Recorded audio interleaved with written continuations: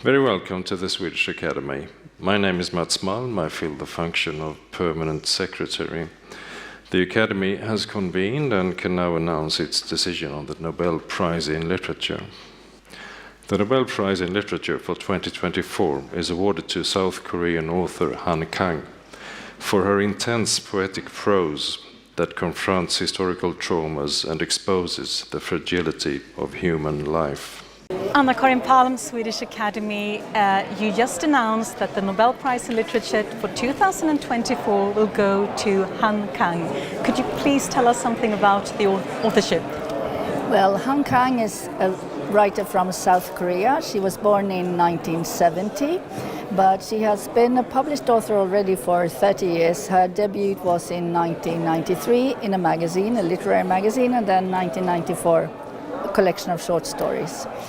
I would say this is a very rich and complex oeuvre that spans many genres, and Han Kang writes this really intense lyrical prose that is both tender and brutal, and sometimes slightly surrealistic as well. There's a continuity as to themes that is quite remarkable, but at the same time a huge stylistic variation that makes every book a new aspect or a new expression of these central themes.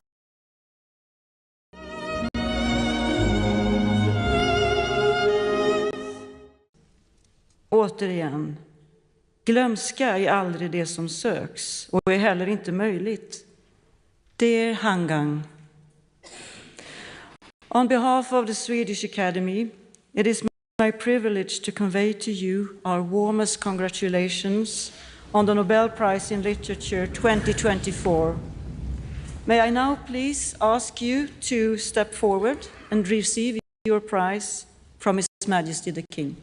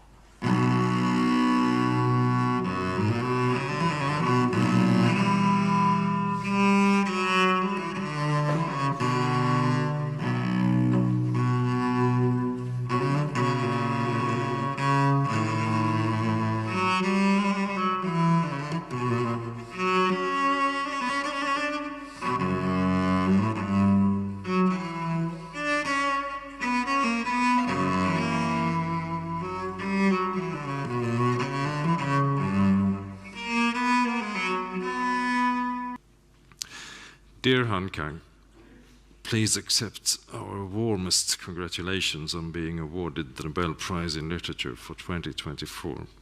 We are delighted to be able to receive you here in Stockholm and the pleasure of listening to your lecture. The floor is now yours.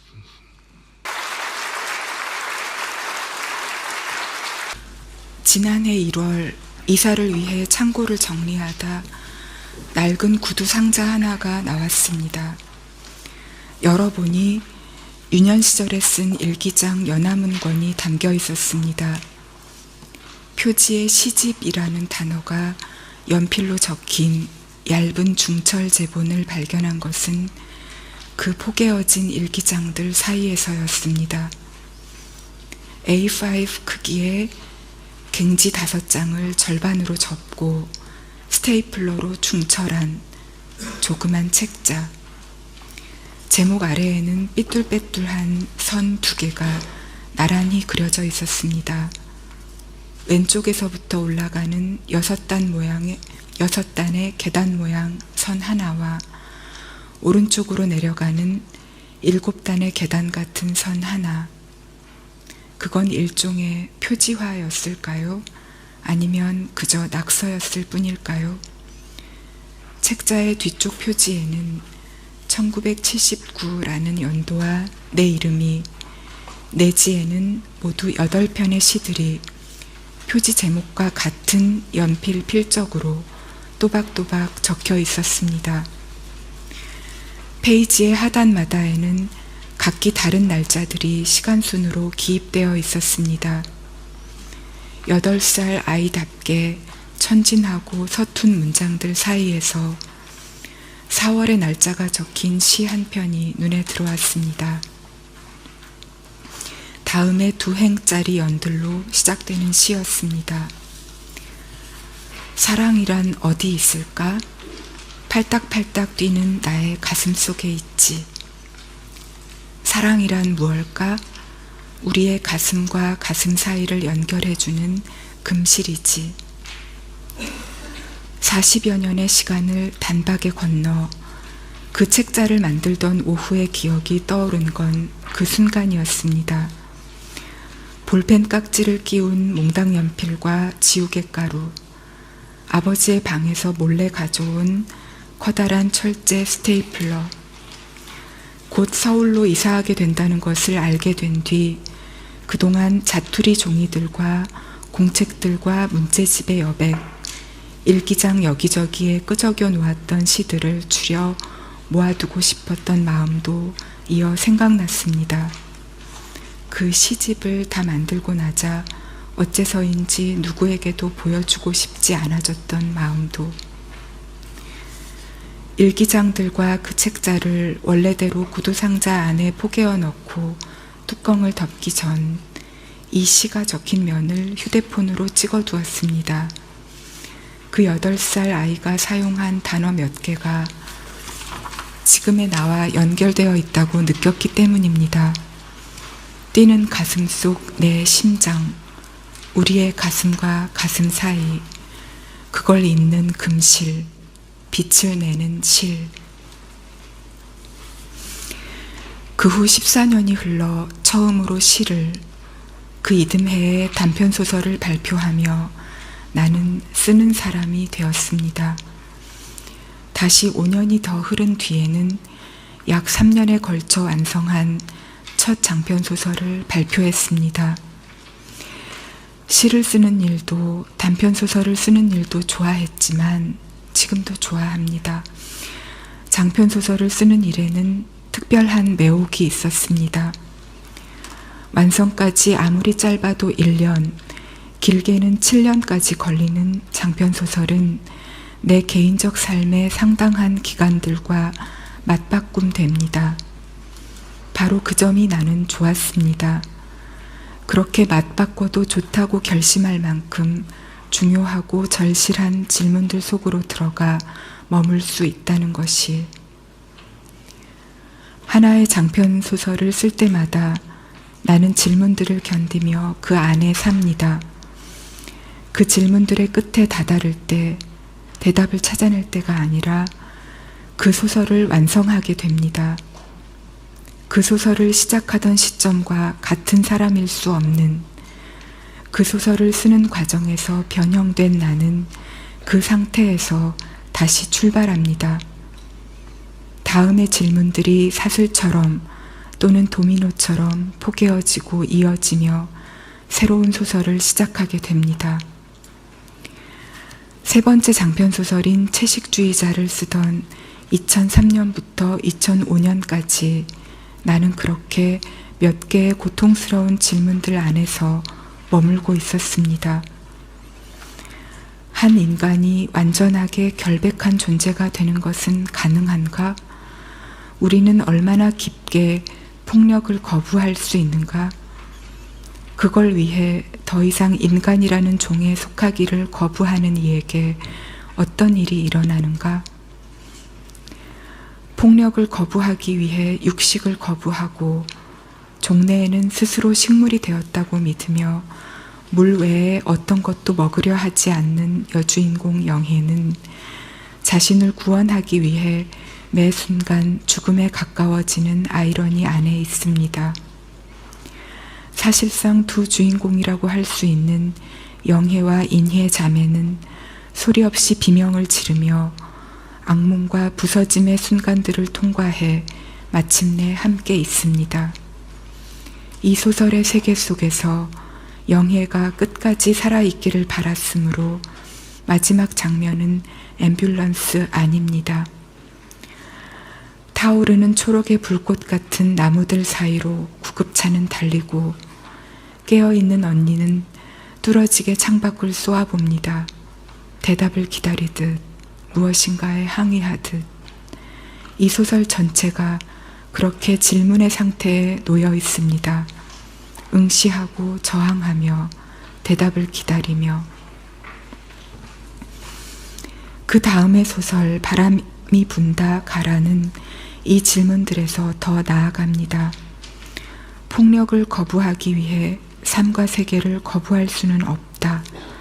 우리는 결국 식물이 될 수 없다. 그렇다면 어떻게 나아갈 것인가? 정체와 이탈릭체의 문장들이 충돌하며 흔들리는 미스터리 형식의 이 소설에서 오랫동안 죽음의 그림자와 싸워왔던 여주인공은 친구의 돌연한 죽음이 자살이 아니라는 것을 증명하기 위해 목숨을 걸고 분투합니다. 마지막 장면에서 죽음과 폭력으로부터 온 힘을 다해 배로 기어 나오는 그녀의 모습을 쓰며 나는 질문하고 있었습니다. 마침내 우리는 살아남아야 하지 않는가? 생명으로 진실을 증거해야 하는 것 아닌가? 5번째 장편 소설인 히라버시가는 그 질문에서 다시 더 나아갑니다. 우리가 정말로 이 세계에서 살아나가야 한다면 어떤 지점에서 그것이 가능한가?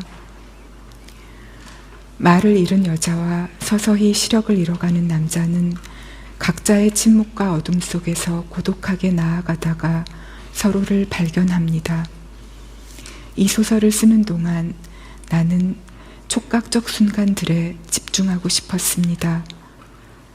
침묵과 어둠 속에서 손톱을 바싹 깎은 여자의 손이 남자의 손바닥에 몇 개의 단어를 쓰는 장면을 향해 이 소설은 느린 속력으로 전진합니다.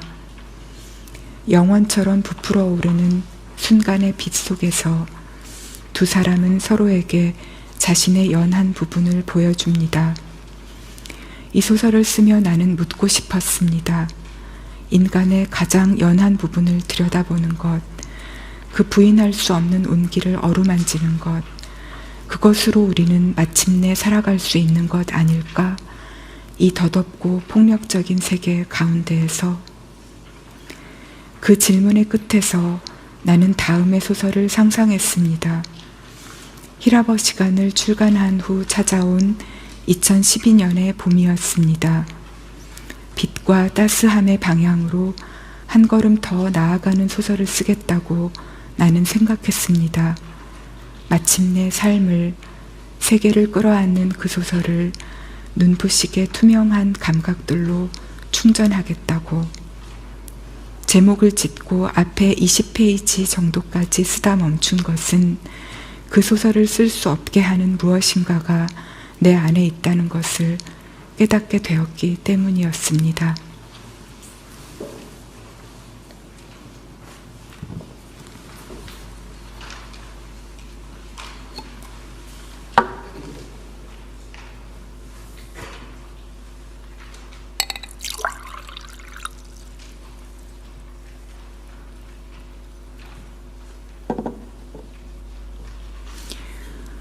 그 시점까지 나는 광주에 대해 쓰겠다는 생각을 단 한 번도 해보지 않았습니다. 1980년 1월 가족과 함께 광주를 떠난 뒤 4개월이 채 지나지 않아 그곳에서 학살이 벌어졌을 때 나는 9살이었습니다. 이후 몇 해가 흘러 서가에 거꾸로 꽂힌 광주 사진첩을 우연히 발견해 어른들 몰래 읽었을 때는 12살이었습니다. 쿠데타를 일으킨 신군부에 저항하다 곤봉과 총검, 총격에 살해된 시민들과 학생들의 사진들이 실려 있는, 당시 정권의 철저한 언론 통제로 인해 왜곡된 진실을 증거하기 위해 유족들과 생존자들이 비밀리에 제작해 유통한 책이었습니다. 어렸던 나는 그 사진들의 정치적 의미를 정확히 이해할 수 없었으므로 그 훼손된 얼굴들은 오직 인간에 대한 근원적인 의문으로 내 안에 새겨졌습니다. 인간은 인간에게 이런 행동을 하는가? 나는 생각했습니다. 동시에 다른 의문도 있었습니다. 같은 책에 실려 있는 총상자들에게 피를 나눠주기 위해 대학병원 앞에서 끝없이 줄을 서 있는 사람들의 사진이었습니다. 인간은 인간에게 이런 행동을 하는가? 양립할 수 없어 보이는 두 질문이 충돌해 풀 수 없는 수수께끼가 되었습니다. 그러니까 2012년 봄, 삶을 껴안는 눈부시게 밝은 소설을 쓰려고 애쓰던 어느 날, 한 번도 풀린 적 없는 그 의문들을 내 안에서 다시 만나게 된 것이었습니다. 오래전에 이미 나는 인간에 대한 근원적 신뢰를 잃었다. 그런데 어떻게 세계를 껴안을 수 있겠는가? 그 불가능한 수수께끼를 대면하지 않으면 앞으로 갈 수 없다는 것을, 오직 글쓰기로만 그 의문들을 꿰뚫고 나아갈 수 있다는 것을 깨닫게 된 순간이었습니다. 그 후 1년 가까이 새로 쓸 소설에 대한 스케치를 하며 1980년 5월 광주가 하나의 겹으로 들어가는 소설을 상상했습니다. 그러다 망월동 묘지에 찾아간 것은 같은 해 12월, 눈이 몹시 내리고 난 다음 날 오후였습니다. 어두워질 무렵 심장에 손을 얹고 얼어붙은 묘지를 걸어 나오면서 생각했습니다. 광주가 하나의 겹이 되는 소설이 아니라 정면으로 광주를 다루는 소설을 쓰겠다고. 900여 명의 증언을 모은 책을 구해 약 한 달에 걸쳐 매일 9시간씩 읽어 완독했습니다. 이후 광주뿐 아니라 국가폭력의 다른 사례들을 다룬 자료들을 장소와 시간대를 넓혀 인간들이 전 세계에 걸쳐 긴 역사에 걸쳐 반복해온 학살들에 대한 책들을 읽었습니다. 그렇게 자료 작업을 하던 시기에 내가 떠올리곤 했던 두 개의 질문이 있습니다. 20대 중반에 일기장을 바꿀 때마다 맨 앞 페이지에 적었던 문장들입니다. 현재가 과거를 도울 수 있는가? 산 자가 죽은 자를 구할 수 있는가? 자료를 읽을수록 이 질문들은 불가능한 것으로 판명되는 듯 했습니다. 인간성의 가장 어두운 부분들을 지속적으로 접하며 오래전에 금이 갔다고 생각했던 인간성에 대한 믿음이 마저 깨어지고 부서지는 경험을 했기 때문입니다. 이 소설을 쓰는 일을 더 이상 진척할 수 없겠다고 거의 체념했을 때 한 젊은 야학교사의 일기를 읽었습니다. 1980년 5월 당시 광주에서 군인들이 잠시 물러간 뒤 열흘 동안 이루어졌던 시민자치의 절대 공동체에 참여했으며 군인들이 되돌아오기로 예고된 새벽까지 도청 옆 YWCA에 남아있다 살해되었던 수줍은 성격의 조용한 사람이었다는 박용주는 마지막 밤에 이렇게 썼습니다. 하느님, 왜 저에게는 양심이 있어 이렇게 저를 찌르고 아프게 하는 것입니까? 저는 살고 싶습니다. 그 문장들을 읽은 순간 이 소설이 어느 쪽으로 가야 하는지 벼락처럼 알게 되었습니다. 두 개의 질문을 이렇게 거꾸로 뒤집어야 한다는 것도 깨닫게 되었습니다. 과거가 현재를 도울 수 있는가? 죽은 자가 산 자를 구할 수 있는가? 이후 이 소설을 쓰는 동안 실제로 과거가 현재를 돕고 있다고, 죽은 자들이 산 자를 구하고 있다고 느낀 순간들이 있었습니다. 이따금 그 묘지에 다시 찾아갔는데 이상하게도 갈 때마다 날이 맑았습니다. 눈을 감으면 태양의 주황빛이 눈꺼풀 안쪽에 가득 찼습니다. 그것이 생명의 빛이라고 나는 느꼈습니다. 말할 수 없이 따스한 빛과 공기가 내 몸을 에워싸고 있다고. 12살에 그 사진첩을 본 이후 품게 된 나의 의문들은 이런 것이었습니다. 인간은 어떻게 이토록 폭력적인가? 동시에 인간은 어떻게 그토록 압도적인 폭력의 반대편에 설 수 있는가? 우리가 인간이라는 종에 속한다는 사실은 대체 무엇을 의미하는가? 인간의 참혹과 존엄 사이에서 두 벼랑 사이를 잇는 불가능한 허공의 길을 건너려면 죽은 자들의 도움이 필요했습니다. 이 소설의 주인공인 어린 동호가 어머니의 손을 힘껏 끌고 햇빛이 비치는 쪽으로 걸었던 것처럼, 당연하게도 나는 그 망자들에게, 유족들과 생존자들에게 일어난 어떤 일도 돌이킬 수 없었습니다. 할 수 있는 것은 내 몸의 감각과 감정과 생명을 빌려드리는 것 뿐이었습니다. 소설의 처음과 끝에 촛불을 밝히고 싶었기에 당시 시신을 수습하고 장례식을 치르는 곳이었던 상무관에서 첫 장면을 시작했습니다. 그곳에서 15살의 소년 동호가 시신들 위로 흰 천을 덮고 촛불을 밝힙니다. 파르스름한 심장 같은 불꽃의 중심을 응시합니다. 이 소설의 한국어 제목은 소년이 온다입니다. 온다는 오다라는 동사의 현재형입니다. 너라고 혹은 당신이라고 2인칭으로 불리는 순간 희끄무레한 어둠 속에서 깨어난 소년이 혼의 걸음걸이로 현재를 향해 다가옵니다. 점점 더 가까이 걸어와 현재가 됩니다. 인간의 잔혹성과 존엄함이 극한의 형태로 동시에 존재했던 시공간을 광주라고 부를 때, 광주는 더 이상 한 도시를 가리키는 고유명사가 아니라 보통 명사가 된다는 것을 나는 이 책을 쓰는 동안 알게 되었습니다.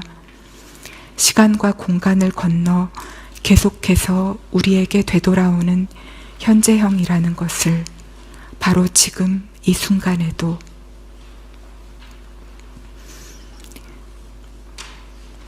그렇게 소년이 온다를 완성해 마침내 출간한 2014년 봄, 나를 놀라게 한 것은 독자들이 이 소설을 읽으며 느꼈다고 고백해온 고통이었습니다. 내가 이 소설을 쓰는 과정에서 느낀 고통과 그 책을 읽은 사람들이 느꼈다고 말하는 고통이 연결되어 있다는 사실에 대해 나는 생각해야만 했습니다. 그 고통의 이유는 무엇일까? 우리는 인간성을 믿고자 하기에 그 믿음이 흔들릴 때 자신이 파괴되는 것을 느끼는 것일까? 우리는 인간을 사랑하고자 하기에 그 사랑이 부서질 때 고통을 느끼는 것일까? 사랑에서 고통이 생겨나고 어떤 고통은 사랑의 증거인 것일까? 같은 해 6월에 꿈을 꾸었습니다. 성근 눈이 내리는 벌판을 걷는 꿈이었습니다. 벌판 가득 수천 수만 그루의 검은 통나무들이 심겨 있고 하나하나의 나무 뒤쪽마다 무덤의 봉분들이 있었습니다. 어느 순간부터 운동화 아래에 물이 밟혀 뒤를 돌아보자 지평선인 줄 알았던 벌판의 끝에서부터 바다가 밀려 들어오고 있었습니다. 왜 이런 곳에다 이 무덤들을 썼을까? 나는 스스로에게 물었습니다. 아래쪽 무덤들의 뼈들은 모두 쓸려가 버린 것 아닐까? 위쪽 무덤들의 뼈들이라도 옮겨야 하는 것 아닐까? 더 늦기 전에 지금. 하지만 어떻게 그게 가능할까? 나에게는 삽도 없는데, 벌써 발목까지 물이 차오르고 있는데. 꿈에서 깨어나 아직 어두운 창문을 보면서 이 꿈이 무엇인가 중요한 것을 말하고 있다고 느꼈습니다. 꿈을 기록한 뒤에는 이것이 다음 소설의 시작이 될 것 같다는 생각을 했습니다. 그것이 어떤 소설일지 아직 알지 못한 채 그 꿈에서 뻗어나갈 법한 몇 개의 이야기를 앞머리만 썼다 지우기를 반복하다가 2017년 12월부터 2년여 동안 제주도에 월세방을 얻어 서울을 오가는 생활을 했습니다. 바람과 빛과 눈비가 매 순간 강렬한 제주의 날씨를 느끼며 숲과 바닷가와 마을길을 걷는 동안 소설의 윤곽이 차츰 또렷해지는 것을 느꼈습니다. 소년이 온다를 쓸 때와 비슷한 방식으로 학살 생존자들의 증언들을 읽고 자료를 공부하며 언어로 치환하는 것이 거의 불가능하게 느껴지는 잔혹한 세부들을 응시하며 최대한 절제하여 써간 작별하지 않는다를 출간한 것은 검은 나무들과 밀려오는 바다의 꿈을 꾼 아침으로부터 약 7년이 지났을 때였습니다. 소설을 쓰는 동안 사용했던 몇 권의 공책들에 나는 이런 메모를 했습니다. 생명은 살고자 한다. 생명은 따뜻하다. 죽는다는 건 차가워지는 것. 얼굴에 쌓인 눈이 녹지 않는 것. 죽인다는 것은 차갑게 만드는 것. 역사 속에서의 인간과 우주 속에서의 인간, 바람과 해류, 전 세계를 잇는 물과 바람의 순환, 우리는 연결되어 있다. 연결되어 있다. 부디. 이 소설은 모두 3부로 이루어져 있습니다. 일부의 여정이 화자인 경하가 서울에서부터 제주 중산간에 있는 인선의 집까지 한 마리 새를 구하기 위해 폭설을 뚫고 가는 횡의 길이라면, 2부는 그녀와 인선이 함께 인간의 밤 아래로 1948년 겨울 제주도에서 벌어졌던 민간인 학살의 시간으로 심해 아래로 내려가는 수직의 길입니다. 마지막 3부에서 두 사람이 그 바다 아래에서 촛불을 밝힙니다. 친구인 경하와 인선이 촛불을 넘겼다가 다시 건네받듯 함께 끌고 가는 소설이지만, 그들과 연결되어 있는 진짜 주인공은 인선의 어머니인 정심입니다. 학살에서 살아남은 뒤 사랑하는 사람의 뼈 한 조각이라도 찾아내 장례를 치르고자 싸워온 사람, 애도를 종결하지 않는 사람, 고통을 품고 망각에 맞서는 사람, 작별하지 않는 사람, 평생에 걸쳐 고통과 사랑이 같은 밀도와 온도로 끓고 있던 그녀의 삶을 들여다보며 나는 묻고 있었던 것 같습니다. 우리는 얼마나 사랑할 수 있는가? 어디까지가 우리의 한계인가? 얼마나 사랑해야 우리는 끝내 인간으로 남는 것인가? 작별하지 않는다를 출간한 뒤 3년이 흐른 지금, 아직 나는 다음의 소설을 완성하지 못하고 있습니다. 그 책을 완성한 다음에 쓸 다른 소설도 오래전부터 나를 기다리고 있습니다.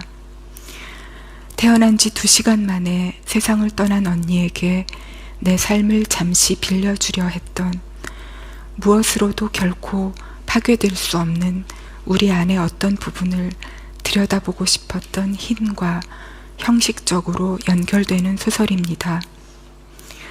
완성의 시점들을 예측하는 것은 언제나처럼 불가능하지만 어쨌든 나는 느린 속도로나마 계속 쓸 것입니다. 지금까지 쓴 책들을 뒤로 하고 앞으로 더 나아갈 것입니다. 어느 사이 모퉁이를 돌아 더 이상 과거의 책들이 보이지 않을 만큼 삶이 허락하는 한 가장 멀리, 내가 그렇게 멀리 가는 동안 비록 내가 썼으나 독자적인 생명을 지니게 된 나의 책들도 자신들의 운명에 따라 여행을 할 것입니다. 차창 밖으로 초록의 불꽃들이 타오르는 앰뷸런스 안에서 영원히 함께 있게 된 두 자매도, 어둠과 침묵 속에서 남자의 손바닥에 글씨를 쓰고 있는, 곧 언어를 되찾게 될 여자의 손가락도, 태어난 지 2시간 만에 세상을 떠난 내 언니와 끝까지 그 아기에게 죽지 마라 제발 이라고 말했던 내 젊은 어머니도, 내 감은 눈꺼풀들 속에 진한 오렌지빛으로 고이던, 말할 수 없이 따스한 빛으로 나를 에워싸던 그 혼들은 얼마나 멀리 가게 될까요? 학살이 벌어진 모든 장소에서, 압도적인 폭력이 쓸고 간 모든 시간과 공간에서 밝혀지는, 작별하지 않기를 맹세하는 사람들의 촛불은 어디까지 여행하게 될까요? 심지에서 심지로, 심장에서 심장으로 이어지는 금실을 타고,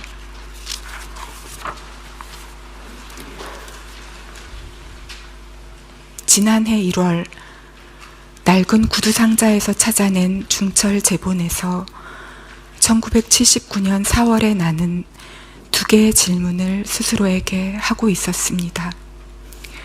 사랑이란 어디 있을까? 사랑은 무엇일까?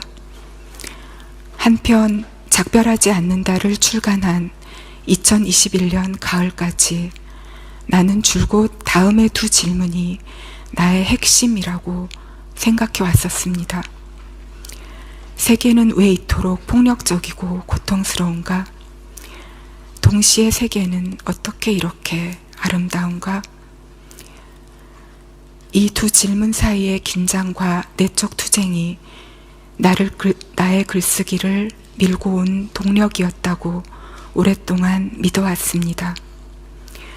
첫 장편소설부터 최근의 장편소설까지 내 질문들의 국면은 계속해서 변하며 앞으로 나아갔지만 이 질문들만은 변하지 않은 일관된 것이었다고. 그러나 2, 3년 전부터 그 생각을 의심하게 되었습니다. 정말 나는 2014년 봄 소년이 온다를 출간하고 난 뒤에야 처음으로 사랑에 대해, 우리를 연결하는 고통에 대해 질문했던 것일까? 첫 소설부터 최근의 소설까지 어쩌면 내 모든 질문들의 가장 깊은 겹은 언제나 사랑을 향하고 있었던 것 아닐까? 그것이 내 삶의 가장 오래고 근원적인 배움이었던 것은 아닐까? 사랑은 나의 심장이라는 개인적인 장소에 위치한다고 1979년 4월의 아이는 썼습니다. 팔딱팔딱 뛰는 나의 가슴 속에 있지. 그 사랑의 정체에 대해서는 이렇게 대답했습니다. 우리의 가슴과 가슴 사이를 연결해주는 금실이지. 소설을 쓸 때 나는 신체를 사용합니다. 보고 듣고 냄새 맡고 맛보고 부드러움과 온기와 차가움과 통증을 느끼는, 심장이 뛰고 갈증과 허기를 느끼고 걷고 달리고 바람과 눈비를 맡고 손을 맞잡는 모든 감각의 세부들을 사용합니다. 필멸하는 존재로서 따뜻한 피가 흐르는 몸을 가진 내가 느끼는 그 생생한 감각들을 전류처럼 문장들에 불어넣으려 하고 그 전류가 읽는 사람들에게 전달되는 것을 느낄 때면 놀라고 감동합니다.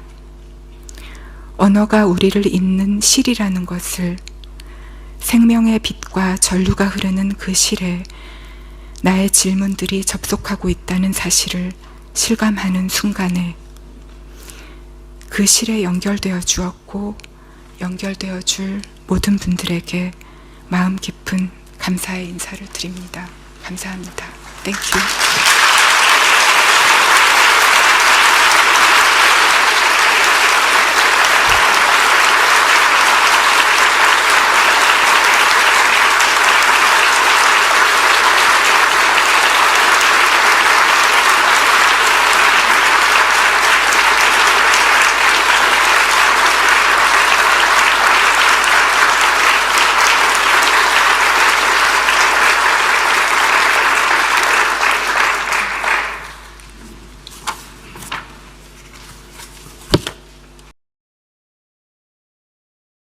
어, 2024년 겨울에 이 상황이 다른 점은 모든 상황이 다 이제 생중계가 되어서 모든 사람이 지켜볼 수 있었다는 점이었다고 생각이 됩니다.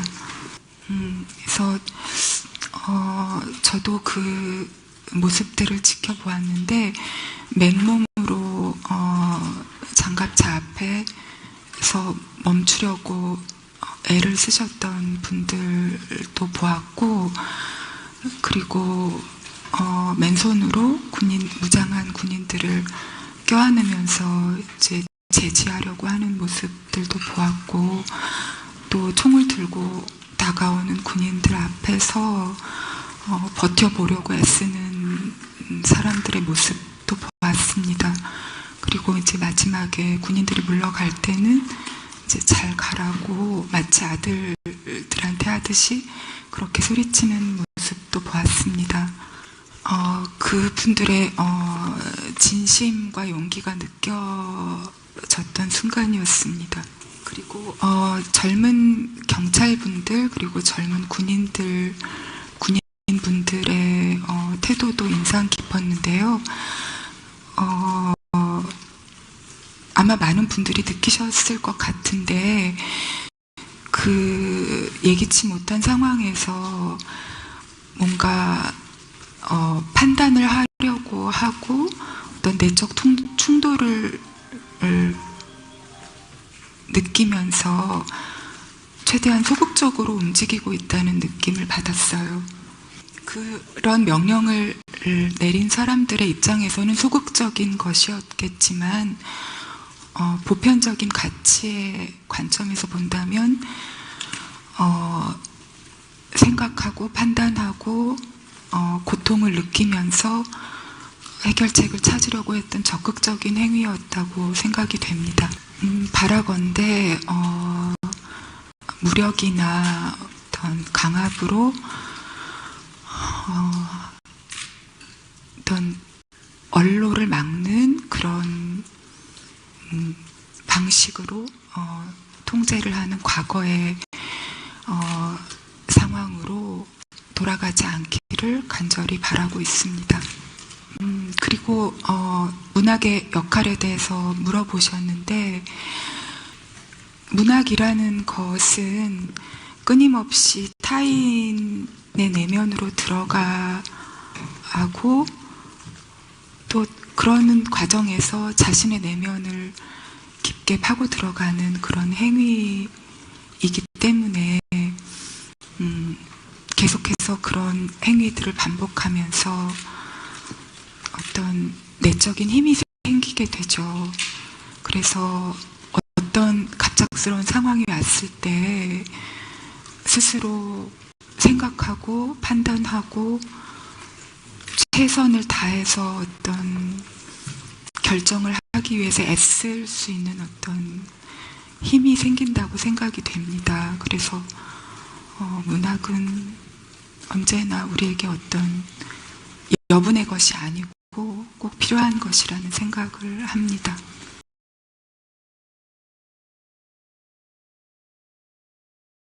아직 정확한 상황이 어떻게 전개되고 있는지 잘 제가 몰라서 앞으로의 상황을 예측하기는 쉽지 않고요. 한 가지 언어의 특성 자체가 뭔가 강압적으로 그걸 이렇게 눌러서 길을 막으려고 한다고 해서 그게 잘 되지 않는 그런 속성이 언어에 있다고 생각이 돼요. 그래서 어떤 일이 있다 해도 계속해서 말해지는 어떤 진실이 있을 것이고 그런 어떤 언어의 힘은 변하지 않을 거라고 생각합니다.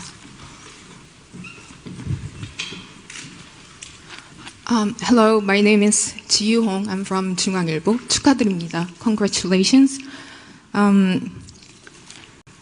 What are your thoughts about the controversy in South Korea that the vegetarian is labeled as inappropriate for teenagers, and some parents argue that it should be removed from the school libraries?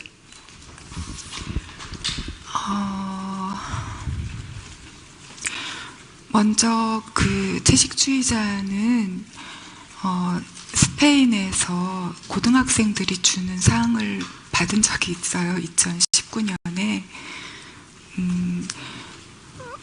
고등학교의 문학교사 선생님들이 이제 추천 도서 목록을 만들어서 학생들에게 읽히고 학생들이 오랜 시간 토론을 해서 이제 그 소설이 선정이 되었었는데요. 그래서 그때 스페인어로 채식주의자를 번역하신 윤선미 선생님과 함께 그 산티아고에 가서 학생들이 토론하고 그리고 이제 시상식을 하고 자신의 의견을 발표하는 그런 과정에 참여를 했었습니다. 근데 굉장히 학생들이 깊게 생각하고 소설을 분석하고 자신의 의견을 개진을 하더라고요. 그래서 굉장히 감명 깊었어요. 근데 그때 저도 이제 한국의 중고등학생들을 생각해 봤는데 문화 차이도 있고 중고생들이 그렇게 하기는 좀 어렵겠다. 한국에서는 그런 생각을 개인적으로 했었습니다. 그래서 사실은 오랜 시간 동안 한국에서 낭독회를 할 때 가끔 고등학생들이 채식주의자를 가져와서 사인해달라고 할 때가 있어요. 그러면 제가 항상 이건 나중에 읽고 소년이 온다 읽어 이렇게 얘기하거든요. 근데 그건 이제 저의 개인적인 이제 생각이고요.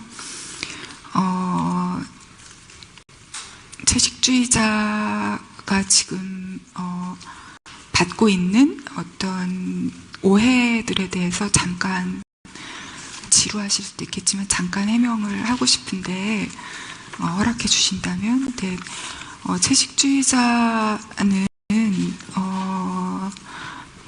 질문으로 가득한 소설이에요. 제목부터 채식주의자인데 이게 굉장히 아이러니한 제목이거든요. 이 주인공을 지칭하는 것인데 주인공은 단 한 번도 자신을 채식주의자라고 명명한 적이 없어요. 그래서 제목부터 이미 아이러니가 들어있는 소설입니다. 그리고 이 소설은 세 부분으로 이루어져 있는데 주인공이 말을 하는 부분은 없거든요. 앞쪽에 약간 악몽의 독백 정도가 나오고 나머지는 철저하게 이 인물이 대상화돼서 그려져요. 그래서 오해받고 혐오받고 욕망되고 동정받고 그렇거든요. 완벽한 객체로서 다뤄집니다. 이 구조 자체가 이제 이 책의 주제를 말하고 있다고 생각이 됩니다. 그리고 이 소설 속에는 신뢰할 수 없는 화자라는 문학적 장치가 있는데요. 그러니까 첫 번째 장의 화자가 가장 신뢰할 수 없는 화자이고 두 번째는 역시 신뢰할 수 없는 화자이지만 좀 1장보단 덜하고 마지막 화자도 역시 계속해서 주인공 영혜를 진실을 파악하는 데 실패하고 있다는 점에서 모두가 다 약간씩 신뢰할 수 없는 면을 가지고 있습니다. 그래서 그렇게 신뢰할 수 없는 화자가 이야기를 할 때 계속해서 문장마다 아이러니가 발생하기 때문에 그런 걸 생각하면서 읽어주시면 더 흥미롭게 읽어주실 수 있지 않을까 생각합니다. 그래서 지금 어떻게 보면 한국에서 채식주의자를 굉장히 고통스럽게 공감하면서 읽어주는 분들도 많이 계시지만 또 오해도 많이 받고 있는데 그게 그냥 이 책의 운명이라는 생각이 이제는 들기도 해요. 그렇긴 하지만 이 소설에다가 유해도서라는 낙인을 찍고 도서관에서 폐기를 하고 이런 것이 책을 쓴 사람으로서는 좀 가슴 아픈 일이었던 것은 사실입니다. 근데 좀 더 들어가 보면 지난 몇 년간 한국의 도서관에서 몇천 권의 책들이 폐기되거나 열람 제한이 되었거든요. 근데 저는 그 도서관의 사서 선생님들의 권한을 굉장히 중요하게 생각하는데요. 그분들이 많이 고민하고 책들을 골라서 비치를 하고 그런 역할을 하시거든요. 그런데 이제 자꾸 이러한 상황이 생기면 아마 검열을 하시게 될 것 같아요. 그래서 그런 게 좀 우려되는 부분이 있습니다. 그 책이라는 건 굉장히 중요한 존재이고 우리가 책들을 읽으면서 공존하는 법, 타인을 이해하는 법, 다양한 사람들과 함께 살아가는 법 이런 것들을 배워가고 그러면서 뭔가 성숙한 태도도 갖게 되고 열려있는 어떤 공동체가 된달까 그럴 것 같은데 그런 인문학적인 토양의 기초가 되는 것이 도서관인데 사서 선생님들의 어떤 권한을 잘 지키는 방향으로 사회가 나아가면 좋겠다는 바람이 있습니다. 먼저 이 상은 하나의 작품에 주는 상이 아니라 한 작가가 쓴 전체 작품들을 내게 주는 상이라는 말씀을 먼저 드리고 싶고요. 이 소설은 여러 레이어를 갖고 있어서 어떤 것이다라고 이렇게 딱 집어서 말하는 것도 이 소설에 적합한 방식은 아니라고 생각이 됩니다. 근데 일단은 이제 폭력의 문제를 다루고 있고요. 인간이 이 세계에서 완벽하게 폭력을 거부하는 것이 가능한가? 이런 질문을 다루고 있습니다. 그래서 어떤 사람이 정말로 완벽하게 폭력을 거부하려고 했을 때 어떤 일이 일어나는가, 그녀를 둘러싼 세계는 어떻게 반응하게 되는가, 이런 것들을 더듬어가 보았습니다. 그리고 뭐가 정상이고 무엇이 광기인가 하는 문제도 있는데요. 아마도 이제 그 신뢰할 수 없는 화자들의 입장을 따라서 소설을 읽어가던 분들은 정말 이상한 여자야, 정말 이상한 인물이야, 왜 이렇게 주변을 불편하게 하는 걸까, 이렇게 생각하며 읽은 사람들도 있을 거예요. 그런데 마지막에 책장을 덮고 나면 그런데 누가 더 이상하지? 이 여자를 둘러싼 세계가 더 이상한 거 아닌가? 그냥 고기를 안 먹겠다고 한 거였는데 왜 이런 일이 일어났을까라고 의문할 수 있지 않을까요? 그래서 사실 이 소설에서 중요한 장면은 가족들이 이 영애에게 억지로 고기를 먹이는 장면이에요. 중요하다고 생각했기 때문에 세 파트에 모두 다 반복해서 썼어요. 정말 이상한 장면이잖아요. 그렇게 무엇이 정상이고 무엇이 광기인가라는 질문도 하고 싶었고, 어떻게 보면 영의 우주 속에서 영애는 어쩌면 아주 제정신인 존재일 수도 있는 것이죠. 그리고 이 인물은 자신을 구하기 위해서, 폭력을 거부하기 위해서, 그리고 인류의 일원이 더 이상 되지 않기 위해서 죽음을 무릅쓰고 앞으로 전진하는 인물입니다. 이상하게 보이겠지만 어떻게 보면 이 세계의 폭력이 더 미쳐 있는 것일 수도 있는 거죠. 그런 질문을 던지는 거죠. 답을 내리는 것이 아니고요. 뭐 서로를 이해할 수 있는가? 이런 질문도 있고요. 무엇인가를 거부한다는 것에 대한 질문도 있고, 우리의 신체가 우리의 최후의 피신처일 수도 있는가? 그런 질문도 있고, 또 소리 없이 비명을 지르고 있는 두 여성, 두 자매가 사실상 이 소설의 주인공인데, 그 여성의 목소리, 비명일 수도 있고, 굉장히 여러 레이어가 있는 것이죠. 예, 그래서 한마디로 이 소설을 정의하기는 어렵고 수많은 질문들로 가득 차 있는 소설이라고 생각합니다.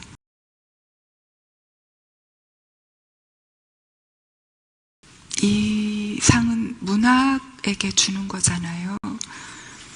그래서 처음에는 저에게 쏟아지는 개인적 관심에 굉장히 부담스러웠어요. 근데 뭐 한 달 넘게 좀 생각을 해보니까 이 상은 문학에게 주는 것이고, 문학에게 주는 상을 제가 이번에 받았구나라고 생각을 했습니다. 그러니까 좀 마음이 편안해졌어요. No, this award is given to the literature. The literature. Sorry. And this year I was awarded, and it's different. This I was awarded is different from that. So this award is given to the literature, and this year I was awarded. This is my conclusion, and this makes me more comfortable. And I'll try to write on without any pressure, and yeah, so I'm ready to write again now. And as for this Nobel Week, there are so many things I should do, but today is the most difficult. So after this day, I will be more enjoying. So I'm going to visit National Library, and I'm going to visit the apartment of my beloved Astrid Lindgren, and I'm looking forward. So, yeah, during my last visit to Stockholm, I didn't have a chance to look around the city. The only thing I did for one free afternoon was visiting Unibaken. So, but as for this week, I will explore more this city, hopefully. 제가 그 찻잔을 이 박물관에 기증을 한 이유는 그게 저에게 굉장히 친밀한 사물이어서였어요. 그래서 너무 거창하게 하고 싶지 않았고, 저의 루틴을 그냥 보여주는 저에게 아주 소중한 것을 기증하는 것이 좋겠다, 이렇게 단순하게 생각했습니다. 뭔가 그런 게 좋아서요. 단순하고 그런 것이 그냥 조용하게 한마디를 건네는 느낌이 좋아서 그렇게 한 거였어요. 이게 아주 조그만 티컵이어서, 찻잔이어서 제가 그때는 카페인을 많이 마셨는데 요새는 카페인을 다 끊었는데요. 하루에 몇 번씩 책상으로 돌아가려고 할 때마다 딱 그 잔만큼만 홍차를 마셨거든요.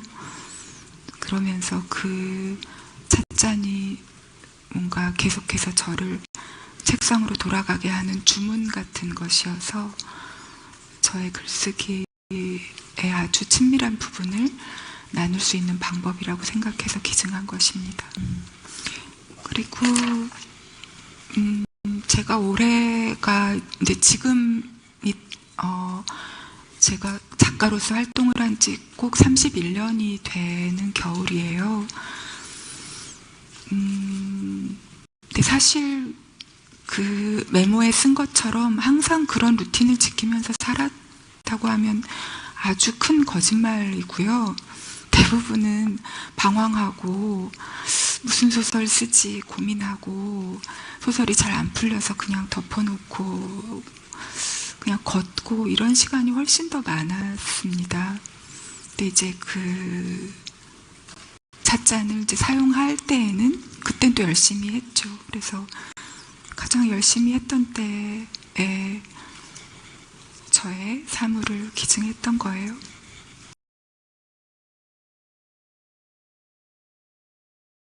저는 광주에서 태어나서 제가 70년 11월에 태어났고 광주에서 태어났고 80년 1월에 서울로 올라왔으니까 약 9년 한 2개월 정도를 광주에서 살았고요. 나머지 40여 년은 서울에서 지냈죠. 또 저는 광주 사람이기도 하고 서울 사람이기도 하고 뭐 그래요. 그리고 또 한국 사람이기도 하고 세계 시민이기도 하고 그런 것이죠. 그러니까 저를 그렇게 딱 어떤 존재로 정체성을 딱 규정하기는 어려운데 그렇지만 제 고향이라는 것은 특별한 의미가 있지요. 그런데 장흥은 제가 살았던 적은 없어요. 그냥 부모님의 고향이죠. 그리고 광주는 제가 소년이 온다를 썼기 때문에 저에게 중요한 장소이자 이름입니다. 저의 굉장히 중요한 책이기 때문에 광주가 의미가 저에게 있습니다.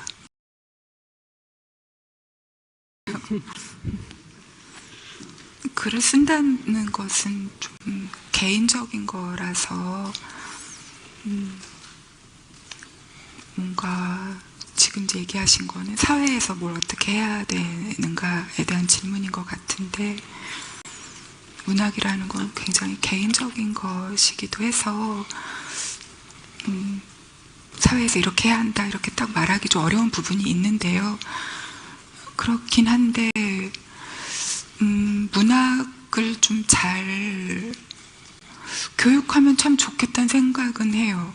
어릴 때부터 책을 1년에 최소한 문학 작품을 최소한 학교에서 서너 권은 읽고 그걸 토론하고 다각도로 이야기 나누고 문학 작품을 읽는 어떤 근육 같은 것을